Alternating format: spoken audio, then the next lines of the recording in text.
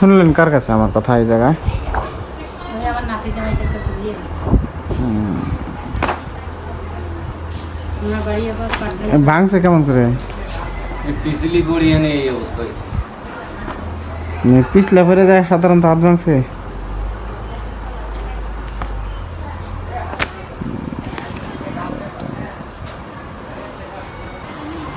ব্যাগটা আস্তে আস্তে খুলে ফেললেন জায়গা থেকে।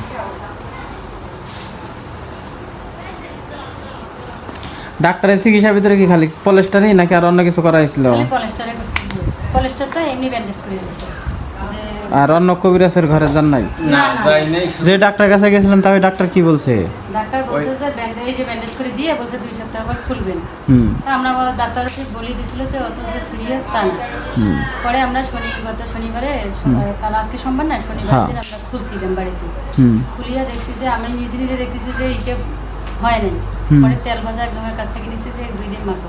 পরে দেখা যাচ্ছে যে ফুলে আটাচ্ছে না। তারপরে নাতি জামাইটা আমার বলছে যে আমার হাত ওইখান থেকে যা ভালো হয়েছে নাম্বার আগে যাইলে তো একবারে এখানে আসলে ঠিক আছে, এখন যখন জানছেন আপনি তো তখনই আসবেন।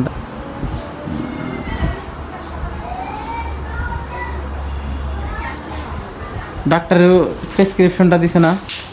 এটা তো মেডিকেলে করাইছিলেন। প্রেসক্রিপশনটা জান তো দেখি।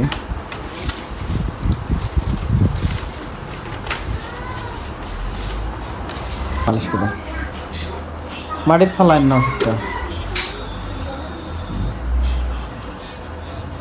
এক হাত দিয়ে ধরেন, বাম হাত দিয়ে ধরেন, হ্যাঁ, আর উপরে থেকে টানে টেনে নিয়ে আসেন।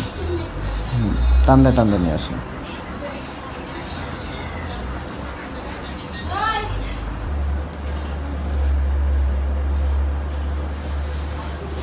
কবজির থেকে দেন, এই কুনুই থেকে দেন, কুনুই থেকে উপরে থেকে দেন। এখান থেকে হ্যাঁ, জোরে চাপ দিয়ে দেন।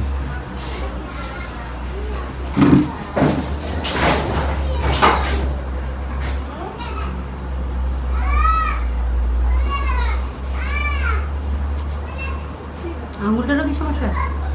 না, আঙুলের সমস্যা না, আঙুল ঠিক আছে। দেখেন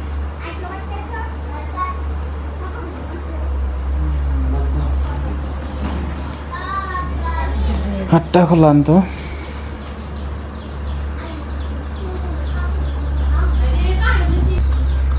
টান দেন।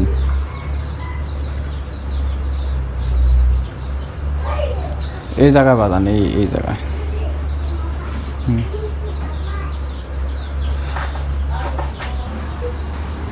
মুখ করেন আরো, এইভাবে নড়ান। এইটুকু নড়বো, শুধু কবজিটুকু। হাত তো আমারই ঘুরবে না, আপনার সমস্যা হয়েছে এই জায়গায় তো না, কোনোতে না, আপনি নড়বে এইটুকু। এটা ঘোরার দরকার নাই, আপনার এটা ঘোরার দরকার নাই, আপনি শুধু কবজিটুকু নড়ান।